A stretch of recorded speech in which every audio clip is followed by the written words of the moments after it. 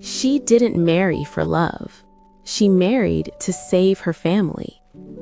At just 24 years old, Amara watched her entire world collapse. Her father's once thriving business had failed. Debt collectors showed up weekly. Final notices from the bank arrived like clockwork. The house she grew up in, the only place that ever felt safe, was about to be taken away. Her younger siblings had already stopped going to school. Food portions became smaller. Conversations became quieter. And every night she could hear her parents whispering in fear behind closed doors. Then one afternoon, a black luxury car pulled into their dusty yard. The man who stepped out was calm, composed, and completely unfamiliar. His name was Daniel. He made a simple offer. He would clear every debt. He would protect the house. He would stabilize her father's business. But in return, he wanted marriage. Not a romantic one, not a traditional one, a contract marriage. 2 years, no love required. For Amara, it felt less like a proposal and more like a transaction. But when she looked at her exhausted father and her anxious mother, she realized something painful. Sometimes love for family demands sacrifice. And so she agreed.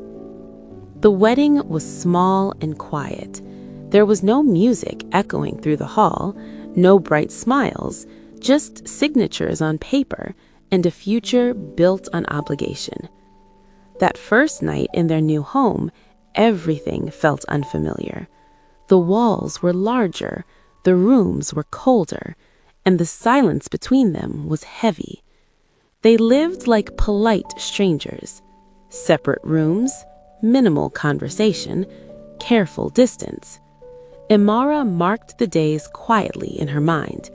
Each sunrise was one step closer to freedom, one step closer to the end of the agreement. But over time, something unexpected began to happen. Daniel was not the controlling, arrogant man she had imagined. He never demanded attention, never reminded her of what he had paid, never treated her like property. Instead, he paid her siblings' school fees without mentioning it. He helped her father restructure his failing business. He handled everything quietly, without seeking praise. And then, one night, she discovered something that changed everything. Years earlier, when Daniel had nothing, when he was sleeping in his car and struggling to survive, it was her father who had given him a small opportunity, a simple job, a small act of trust that had meant everything. Her father didn't even remember, but Daniel did. He had built his success from that one opportunity, and when he heard about the debts, he didn't see a business deal.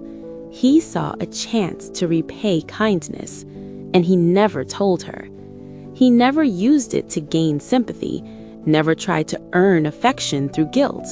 He simply protected her family's dignity in silence. That was the moment Amara's heart began to shift. Not because he saved them, but because he expected nothing in return. The house slowly felt warmer. Morning coffee turned into casual conversations. Shared meals became less awkward. Silence became comfortable instead of cold. She began noticing the small things. The way he always made sure she felt safe. The way he gave her space without making her feel unwanted. The way he loved without pressure. It wasn't dramatic. It wasn't loud. It was steady. And sometimes steady love is the most powerful kind. 2 years passed faster than she expected. One quiet afternoon, Daniel placed the contract papers on the table, already signed. The agreement had ended. She was free. And yet, freedom didn't feel the way she imagined it would. Instead of relief, she felt fear.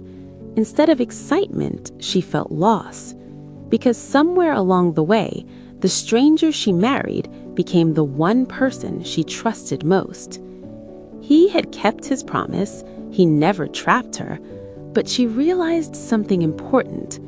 She wasn't staying because she had to. She was staying because she wanted to. And for the first time, love wasn't part of a contract, it was a choice. Sometimes the strongest love stories don't begin with passion or destiny. Sometimes they begin with sacrifice, with gratitude, with quiet kindness.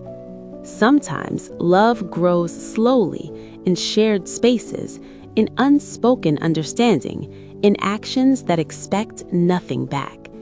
And sometimes the stranger you marry becomes the safest place you've ever known. Would you marry someone you didn't love to save the people you care about? And if love grew later, would you trust it?